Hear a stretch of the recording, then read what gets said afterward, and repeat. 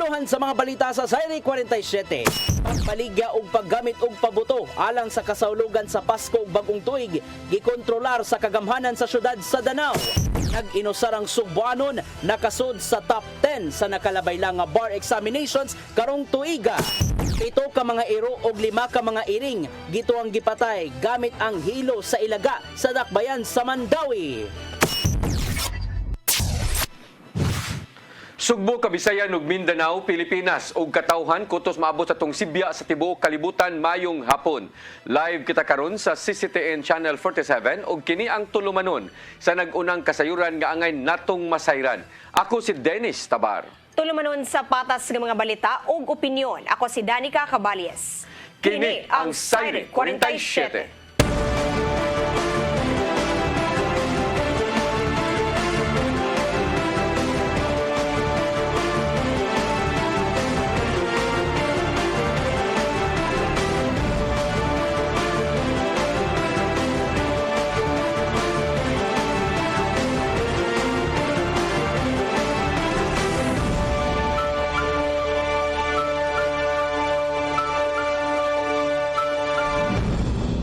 Og karon sa kompletong detalye sa atong mga balita, gikontrolar sa kagamhanan sa dakbayan sa Danao ang pagbaligya o paggamit og pabuto alang sa kasaulugan sa Pasko ug bag-ong tuig. Ubos sa Executive Order number 71 ni Mayor Mex Durano, gitugutan ang pipila ka mga firecrackers o pyrotechnics device ubos sa Republic Act 7183.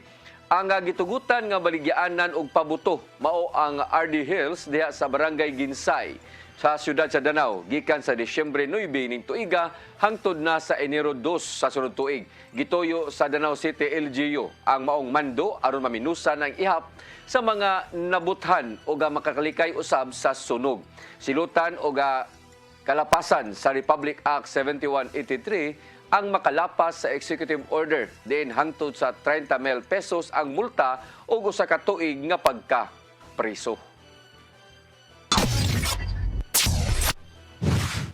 Sinulog Foundation Incorporated bukas gihapon sa pagdawat sa mga contingents gikan sa lalawigan sa Sugbo nga mosalmot sa Sinulog 2024. Mas gipangandama nila ang dakong fiesta human sa naangkong mga pagsaway. Ang kasayuran ni hatod ni Gian Navarro. Abli ang Sinulog Foundation Incorporated sa mga kalungsuran gikan sa Cebu Province nga mosalmot sa Sinulog 2024. Sa Saka News Forum, gibutyag di SFI Executive Director Elmer Jojo Labella nga kapin 20 na ka mga contingents ang nagpalista aron makasayaw. Mato diya nga adunay pipila ka mga LGU sa Sugbo ang adunay intensyon sa paghalad og sayaw ngadto sa Balaang Bata. Wala lang nila una gidetalye kung diin gikan ang mga boat manayaw karong Enero didto sa South Road Properties. Kaya ako pa na nag-prepare na namaguning mga last minute na sa ng registration because all they know what is more important is to do the preparation, rehearsals. Kunya, mo-register na yun sila sa Sinulog Foundation Office. May nagtuman nga naputo sa pagsaway ang Sinulog 2023 niadtong Enero nga gipahigayon sa SRP human nalangay ang paghimo sa grand stage ug amphitheater. Niyan ang panahona, gikabalakan sa publiko ang kahimtang sa mga nanayaw nga nag-rehearsal bisan sa bating lakat sa panahon. Maong nahukman ni Gobernador Gwendolyn Garcia na ng panahona nga moatras na lang sa pagsayaw ang pipila ka contingents gikan sa Cebu Province. Ipasalig ginoon silang Labella nga mas andam na sila sa pagpahimutang sa grand stage ug sa audience area sa susama gihapon nga venue. Ana karon sa 60 hangtod 70% ang pagpangandam alang sa Grand Parade. Si Mayor, during our Zoom meeting sa preparation, nagsige man yung check monitor, he wanted us also to have kanang yung extensive or kaning comprehensive monitoring of the weather. Okay, it also has a great factor in terms of preparation. Nagpapinasab nga takom ang Sinulog Foundation Inc. sa dugang pangdetalye bahin sa pagpangandam sa fiesta sa Balaang Bata. Apan ipahibalo na lang kini sa gitakdang panahon sa higayong mahanay na ang tanan. Gian Navarro, CCTN News. Cebu City Mayor Michael Rama dili na makiglalis sa tinguha pag usab sa ruta sa prosesyon sa kapistahan ni Senior Santo Niño. Apan buot niya nga makabot ang win-win solution, inigbalik na niya ugat trabaho gikan sa iyang bakasyon sa Australia. Una na, nagipahibaw sa mayor nga magpabilin ang orihinal nga ruta nga moagi sa Osmeña Boulevard, lahos na ngadto sa Puente Osmeña sa rotunda dayog balik sa Basilica. Apan atol sa gipahigayon nga walkthrough sa working committee sa Basilica, ilang nakita nga peligro ang mga senior citizens diha sa Osmeña Boulevard diin gitrabaho ang BRT project. Hinundan nga midesisyon ang mga kaparian ubos sa ruta apan dili na musugot kun dili musugot si Michael Rama.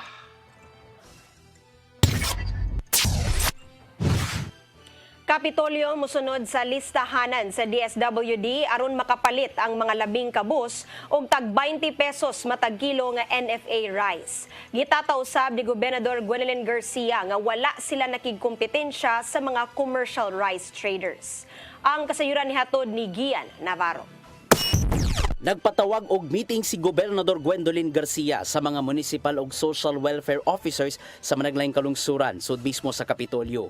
Gihusay nila ang nahimong panagsumpaki sa listahan tali sa DSWD ug social welfare offices alang sa mga pangalan sa labing kabus nga makapalit og baratong NFA rice. Una nang nakita ni Garcia nga niabot og kapin 300,000 ka mga kabus base sa nadawat nga listahan gikan sa municipal ug social welfare officers. Apan nahukman niya nga tumanon mismo ang listahanan gikan sa DSWD diin kapin 199,000 ka mga Sugbuanon ang nakabutang isip labing kabus. Nahibaw-an mismo ni Garcia gikan sa National Food Authority 7 nga limitado lang ka mga stocks sa NFA rice ang available sa ilang warehouse. Now, NFA says we only have 3,000 sacks, and I don't know if that is being done on purpose because maybe some of these rich rice importers are feeling that we are competing, and we are not competing. Definitely, we are just addressing the hunger of the poorest of the poor. So this is our situation now.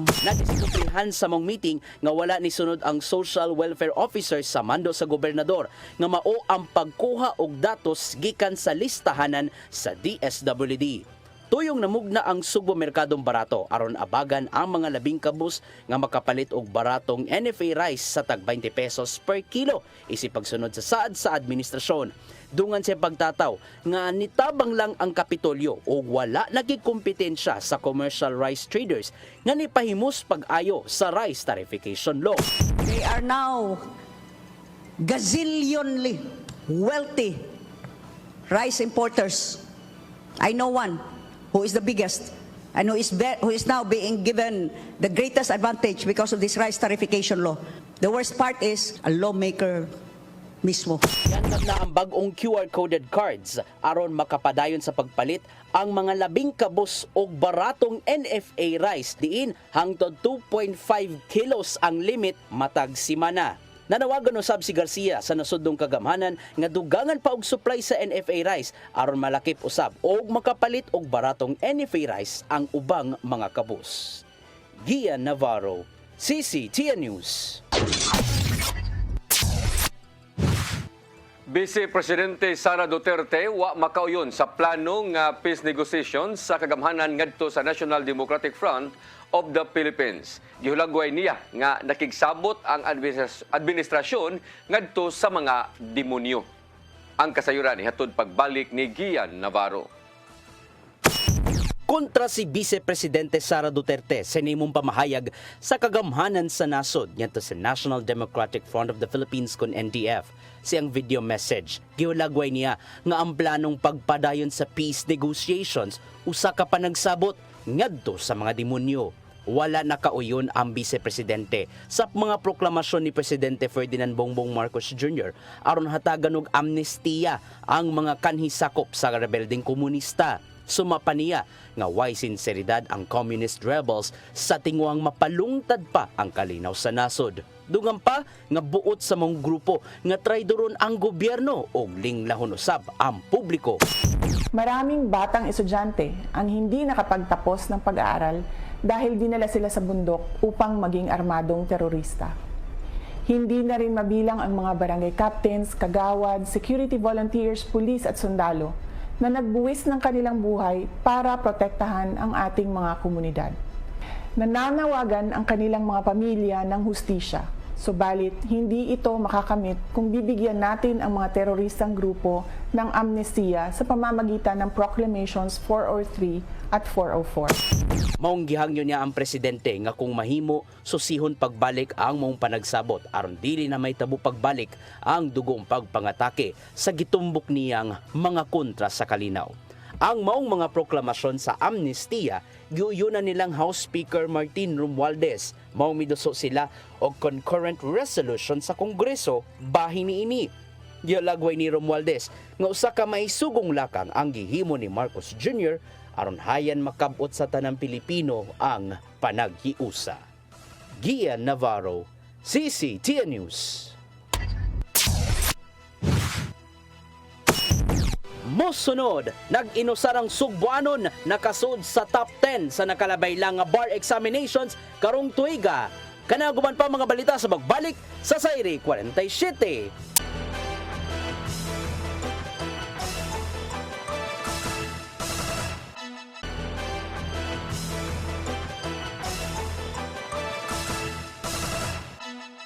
Balik sa atong mga balita, nakasud ang nag-inusarang Sugbuanon sa top 20 sa nakalabay lang nga bar examination karong tuiga. Ana sa ikawalong pwesto si Paulo Batulan gikan sa University of San Jose Recoletos, di nakakuha kini og rating nga 88.25%. Nagtabla sila ni Pio Vincent Buencamino gikan sa University of Santo Tomas sa ikawalo nga dapit. Nahimong numero 1 sa bar exam mao si Ephraim B.E. gikan sa University of Santo Tomas nga dunay 89.26% nga rating. Apil usab sa nakapasar sa bar exam ang gitumbok nga mastermind sa pagpanulis sa Oro Sugbo nga si Jigger Heverula. Anaa sa 3,812 ang nakapasar sa eksaminasyon sa pagkaabogado gikan sa kapin 10,000 nga mga nikuha sa bar exam lukop nasod. Mga panimay nga nahimutang kilid sa sapa sa sitio Lubang, Barangay Kasuntingan, Syudad sa Mandawi, gidemolish. Hinuon giingon nga ang pamilya voluntaryo nga nipa-demolish sa ilang panimay, gihatagan usab sila og cash aid og relocation site sa syudad. Ang kasayuran ni hatod ni Mary Rose Sagarino. Dili mumino sa 5 ka mga panimay ang gidemolish sa demolition team sa Housing, Urban and Development Office sa Mandawi sa sitio Lubang, Barangay Kasuntingan kaganinang buntag. Ang maong mga panimay na himutang kilid sa Butuanon River. Hinuon matod sa pangu sa demolition team nga ang mga pamilya ang voluntaryo nga nipa-demolish sa ilang panimay. Sila gihatagan sa syudad og pinansyal nga ayuda og relocation sa Barangay Paknaan. Dito zone area kay mao ni nitabo ditong una nga dunay balita dinhi nga naanod ang usa ka bahay nga padung dito sa Butuanon, no, na naanod yun dako kitong baya. So muna nga delikado kay di sa panahon nga ni murag lunop na naabtan din ibabaw ang tubig. So mao ning gipahilo na sila. Mao ni nga atong gipahimutang dito sa gobyerno nga ang atong mayor nang nahunain taon og kabutangan sila. Usa sa voluntaryong nipa-demolish sa iyang duha ka andana nga bay, si Napper Malazarte 47 anyos. Matod ni ini nga gipili nilang mupahawa sa lugar tungod kay nabalaka usab siya sa seguridad sa iyang pamilya. Siya niingon nga kung adunay kusog nga uwan, mulapas matod pa ang tubig baha sa first floor sa ilang bay. Palang amo ko pamilyado sa kanya, wala mi ba. Salamat na dyan, naibaba niya, wala may mga nahanagipkan ba. Kung bata rin mahibilin, kumunang decision na ko nga, apel lang po. Makuyawan ka. Makuyawan sa ko kay kanina tagtaga ng panahon. Dugang pa ni Malazarte nga i-transfer unya niya ang duha ka mga anak nga grade 7 o kindergarten ngadto sa Barangay Paknaan. Mary Rose Sagarino, CCTN News. Usa ka lisensyadong chiropractor gikan sa Estados Unidos mipasabot sa kamahinungdanon sa pag-ayo sa spinal column sa tao. Hinundan nga abli pa aga nag-abli sila og laing klinik dinhi sa Sugbo aron makatabang ngadto sa uban. Ang kasayuran ihatod ni Gian Navarro. So you're gonna take a nice deep breath in and you're gonna exhale. There we go. There's the other one. Very good. Facing up. Nagpanakit ba ang likod o gikapoy pirmi ang lawas sa daghang mga buluhaton? Base na'y problema ka na sa spinal column diin, may mukining ayuhon. So sa chiropractic clinic, ganay mutang sa Dakbayan sa Sugbo. Sama na lang sa Form and Function Corrective Chiropractic kung diin may mong matambalan ang pagpanakit sa lawas o gubang balatian pinagi sa pag-ayo sa atong spinal column. Ang chiropractic adjustment treatment mao ang pagmanipular sa mga joints sa lawas din apel nini mao ang spinal column nga naa sa atong likod. Isay sa ining espesyalista sa clinic nga ang matag bahin sa spinal column adunay connection gayud sa utok ug sa ubang bahin sa lawas. Kung mapasagdan man tungod sa dili maayong posture ug unhealthy lifestyle, posibleng musangpot pa sa ubang mga sakit.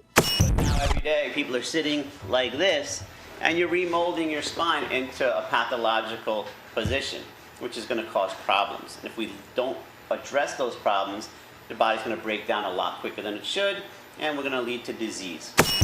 Sa mong clinic, may mong matagamtaman sa mga pasyente ang holistic approach sa chiropractic treatment nga pasiugdan mismo sa lisensyadong chiropractor.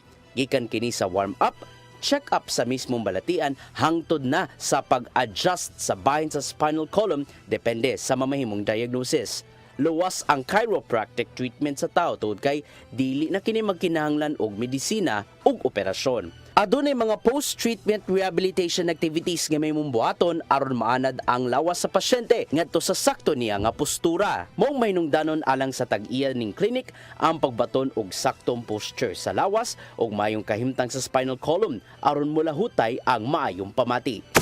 Can't heal in and of itself without the brain being the conductor of the orchestra to heal the body, to cause hormones to be released, to cause muscles to either contract or relax. Right? The brain is creating a symphony, we'll say. Right? And without proper alignment of that pseudo armor that's protecting that delicate nervous system, the body's going to dysfunction.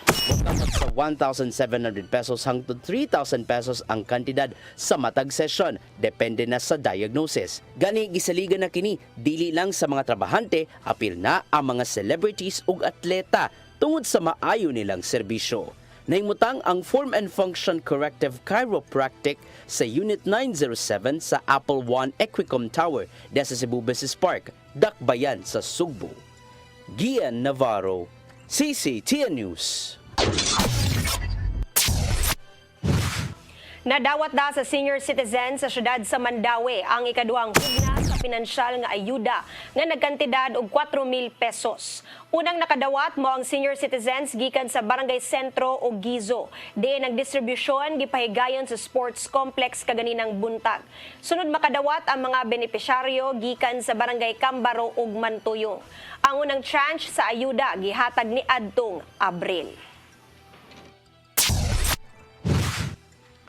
Kapin 80,000 ka mga barangay health workers lukop nasod ang nawagtangan trabaho human sa barangay ug sangguniang kabataan elections. Matod sa party list nga BHW Association nga wa gitudlo pagbalik ang mga nakadaog nga mga kandidato sa kasamtangan nga mga barangay health workers tungod lang sa politika. Ilabi na nga wa matod pa magustuhi sa pipila ka mga kapitan ang uban nga mga BHW kay dili sila kaalyado. Hinundan nga gawas nga nawagtangan og trabaho, wa sila nakadawat og bisan unsang allowance o honorarium. Gitumbok sa BHW Association nga nakalapas ang mga barangay officials sa joint memorandum nga circular sa Departamento sa Panglawas o sa DILG din ipaubos sa due process ang reappointment sa mga BHW. Mga viral installation sa probinsya sa Sugbo hugot karon nga gipabantayan sa HEPE sa Cebu Police Provincial Office. Nunot kini sa nahitabong pagpamomba sa gym sa Mindanao State University sa Marawi City niadtong Domingo sa buntag. Ang kasayuran nihatod ni Arnold Bustamante. Human mipahibaw ang Police Regional Office 7 nga naka full alert sila karon subay sa natabong nga pagpamomba sa Marawi City nga mikalas og upat ka mga kinabuhi og miangon og daghang nga mga tawo atol sa misa sa sulod sa Mindanao State University nitong Domingo sa buntag. Gipahugtan na sab sa Cebu Police Provincial Office ang ilang seguridad. Mato ni Police Major Windel Abellana ang bagong bilingkod nga information officer sa Cebu Police Provincial Office nga mipagawas og kamanduan si Police Colonel Percival Surilia sa tanang municipal police stations nga molusad og target hardening measures sa mga vital installations sa lalawigan sa Sugbo. Lakip silang hatagan sa hugot nga seguridad ang mga entry ug exit points sa probinsya pinagi sa pagbutang og daghang mga pulis. May pasabot si Abellana nga bisan naara sa Mindanao ang pagpamomba apan wala sila mo kumpiyansa basin maabot usab dinhi sa Sugbo ang maong pagpangatake. Ato nang gi-implementar na sa kada police station kundi nabilong nga Cebu Provincial Police Office. I-strengthen ang ato ang mga measures nga naka-in place na pero mas i-double pa gyud nato considering nga naay mga insidente nga nanghitabo although it's happening coming from southern Philippines but for us we have to be more proactive. So mao na atong gibuhat diri sa Cebu Provincial Police Office. So guidance, instruction come from our office has been downloaded to the lower units for the lower units to implement those guidelines coming from the higher office. Ang usa magilahang tanang social media platform sa publiko nga kung adunay impormasyon nga mamatikda ng mga tao nga kadudahan ila kining hatagan sa pagtagad. Nagpadayon usab ang ilahang pakigalayon sa Muslim community sa nakalanlaing kalungsuran nga gihulagway ni Abellana nga ilang partner sa pagpatuman sa kahusay kalinaw. Yes, to sa Muslim community, strong collaboration has already been made. In fact, na yung mga schedule na para sa mga station kung naay mga Muslim community para sa sila po mahimong part sa ato ang target hardening measure. So kung naay mga coming from outside nga musod sa ilang community, they will immediately coordinate sa ato ang mga local police station. Sa sunod simana, ila pa nga dubliho ng ilang security measures ang lit magsugod na ang Misa de Gallo nga ginauman nga dugukon sa mga debotong Katoliko ang mga simbahan panahon sa kadlawon. Daghang pulis ang ipangatapato sa mga anlaw uban sa mga force multipliers aron hatagan og seguridad ang mga manimbahay. Giangko ni Abellana nga wala sila makadawat og hulga gikan sa mga teroristang grupo nga molusad og pagpangatake sa probinsya sa Sugbo. Arnold Bustamante, CCTV.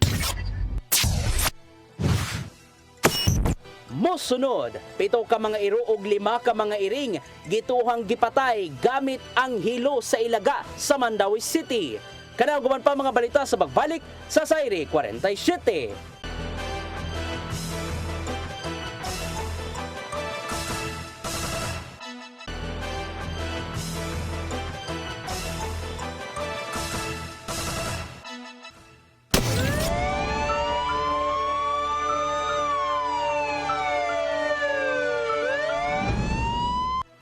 Balik sa atong mga balita, 7 ka mga iro ug 5 ka mga iring ang gituhoang gipatay gamit ang hilo diha sa Alinyo Compound sa Barangay Kabangkalan, Dakbayan sa Mandawi. Ang individual nga gituhoang nibuhat niini gisumo na sa barangay. Ang kasayuran ihatod ni Mary Rose Sagarino. Nagool karon ang tag-iya sa mga pet nga gituuhang gipatay gamit ang rat poison. Nangayo sila og hustisya sa 7 ka mga iro ug iring nga namatay niadtong Sabado sa Alinyo Compound sa Barangay Kabangkalan, siyudad sa Mandawi. Si Helen Cabrera Dorado, ang tag-iya ni Benji, nagsaysay nga naghilak siya sa kamatayon sa iyang iro. Nagiisip na niyang anak labihan nga wala siya anak nga lalaki. Saysay pa niini, kapin alas 9 sa gabi dihang anaa siya sa atubangan sa ilang bay. Niduol si Benji kaniya nga nagkurog ug nagbuwa ang baba. Daw nangayo kaniya og tabang. Gisuwayan kini nila og tambal. Apan namatay ra kini pipila ka minutos ang ninglabay. Maningkamot jud ko nga makuwag justice maski iro ra na siya kay wala koy anak nga laki. Ang akong giukuan mo nga laki kanang iro. Si Benji mo sakit kay akong kuan, sakit kay akong dughan nga namatay. Ingon ana lang muna ang sudan ato lami kaayo nya hiluan lang. Ang usa pa ka pet owner nga nagdumili nga panganlan nangita purog hustisya sa kamatayon sa tulo ni ini ka iro. Ang usa ka iro gihiluan kuno ni aging tuig samtang ang duha ang gihiluan ni adtong Sabado. Naglaom siya nga papahawaon ang tenant nga giingong naghilo sa mga mananap nga nakita sa CCTV footage nga ilang nakuha. It's not fair ba kay kabalumi nga it's animal cruelty. We have a law against that. So I think it's just right that justice has to be achieved now, no? Okay. Syempre it's not fair to the owners. Kay kami diri wala man gid may problema. Kami tanan mga pet owners man ni.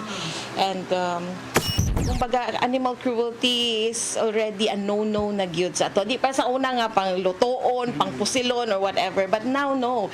They're already considered as part of the family. So I hope that we can maintain that in our community. And I guess the best way to do that is, I think maybe to find this as the best reason to let him go. Giangko nila nga saba gayud usahay ang ilang mga iro kung adunay laing mga tawo nga mosud sa compound. Gisuwayan sa CCTN og kuha sa habig sa tenant pinaagi sa pagbisita ngadto sa ilang panimay apan wala kini nitubag sa pagpanawag namo. Ang mga pet owners ni pasaka na og reklamo sa barangay hall batok sa tenant. Plano usab nilang mopasaka og kaso o gamiton ang CCTV footage isip pruweba. Si Kapitan Francis Carlo Remedyo nagkanayon nga gihangyo nga mopakita sa barangay hall ang tenant karong Disyembre 13 aron sa pagtubag sa reklamo batok kaniya. Foreigner, amo lang gisumonan kay di mo gud maayo yung gibuhat kay kanang giro mura naman gud ni natong sumpay sa atong kinabuhi ba murag part sa family ba unya inguna na ni tabo ba so gisakitan sila kadto ganing isa naghilak diri kay nakuan goal kay siya kay pinangga kay niyang iro so moto amo silang sumunan karong December 13 sumari sila di sa office so mo na amo lang pangutan-on na mo so ato lay paagi sa due process niya mo tanon na tong sa side judge sa foreigner og nganong iyang gibuhat pero sa no di jud na maayo iyang gibuhat. Gihangyo ni Remedyo ang publiko ilabi na ang dili ganahan og mananap nga respetuon kini. Giawhag sab sa kapitan ang mga owners nga kung mamahimo sa sudlang sa panimay ang ilang mga pets. Mary Rose Sagarino, CCTN News. Tulo ka mga sospek sa pagtulis sa duha ka negosyante sa Barangay Binaliw, Dakbayan sa Sugbo na dakpan sa hot pursuit operation sa Barangay Mactan sa Dakbayan sa Lapu-Lapu. Mga dinakpan miangkon sa salaod, lakip na ang mastermind nga higala raw sab sa mga biktima. Ang kasayuran ni hatod ni Arnold Bustamante. Nadakpan sa hot pursuit operation sa mga sakop sa Talamban Police Station sa pagpangulo ni Police Major Hanelito Marquez o Police Lieutenant Colonel Conrado Manatan, ang Deputy City Director for Administration sa Cebu City Police Office, ang mga responsable sa pagtulis sa usa ka negosyante o sa partner nila dito sa Barangay Binaliw sa Lunes sa hapon.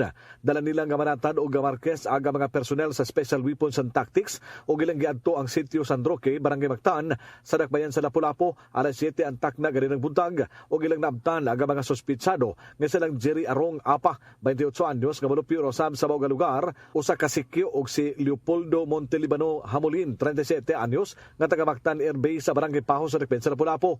Unang nadakpan ang higala sa mga biktima nga si J.R. Miraflor Palermo, 31 anyos, nga taga Dimatago Village, Dakbayan sa Lapu-Lapu, nga mo'y nag-drive sa mga biktima nga silang Russell Dave Navarrete, 33 anyos, og ang partner nini nga si Jaco Juno, nga pulos taga Purok Golden Valley, Barangay San Isidro, Dakbayan sa General Santos. Humani miangkon nga siya ang mastermind sa krimen.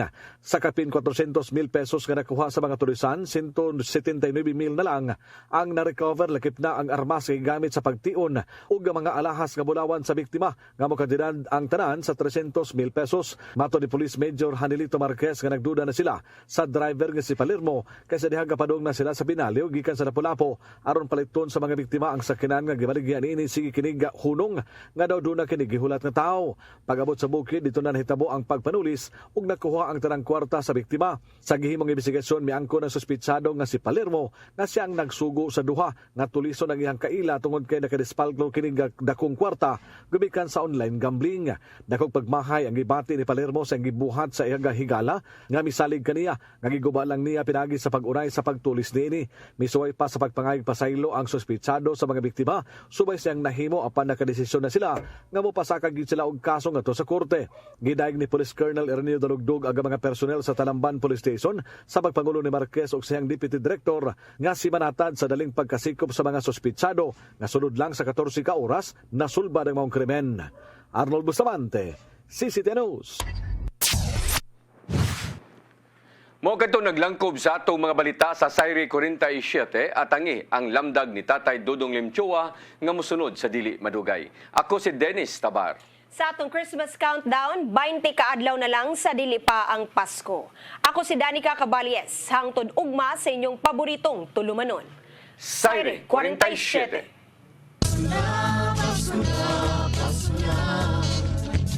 Tulungan kita sa Marawi, umanin sa kabalan sa pagkikain, sa pusong ating panalo. Basuna, basuna, basuna. Gugma ang angay na kong paambi sa iksuntang hubo, gutom sa pagmahal. Kay kaniya mo lang mapagayag kung sa'y kahulugan sa Pasko. Ito sa pasungan nagpagkatao ang atong Ginoo. Basuna, basuna, basuna. Takburan kita sa Marawi, tawagin sa kapana sa pagkikain, sa pusong atong ipatalo. Basuna, basuna, basuna. Basuna, basuna, basuna. Takburan kita. Lamdag, uban ni Tatay Dodong Limchua. The Gospel according to Luke 10, 21 to 24. Do you have your regular communication with God? Communication is an essential part with our relationship with God. The more communication we have with God, the more we will get closer to Him. Thus, communication enables deeper friendship and relationship with God. Jesus, in our gospel for today, communicates through His prayer to God our Father, the Creator. He gives praise to the Father. Jesus did not only communicate to the Father to give praise, He communicated because He longs for His Father, and it's through His longing that He built deeper oneness with Him. Mga kaigsunan, we too must always have this longing or thirst for God in every moment of our lives. We must always communicate with Him, for He is our lifeline in this world. What would happen to us if we would not have our regular prayer moments with God? Sa may metabo. We become empty shells that look durable outside but deep inside are spiritually shallow. Brothers and sisters, ingon kita nini kung wa kita'y buhaton nga pakihinabi sa Ginoo, mabaw ang espirituhanong aspeto sa atong kinabuhi. Let us always have our regular prayer moments with God in every day of our lives. Let us give praise to Him. Let us thank Him for all of our blessings that He has been giving us. Mga kaigsunan, let us not wait for the time to come wherein we'll look for God because we are ready and we are already in a terrible need of Him. This gospel begins with Jesus rejoicing in the Holy Spirit and praising God. Now, ask yourself, how often do we praise God and the Holy Spirit? I have to confess that much of my communication with God and Jesus is to ask for what I need.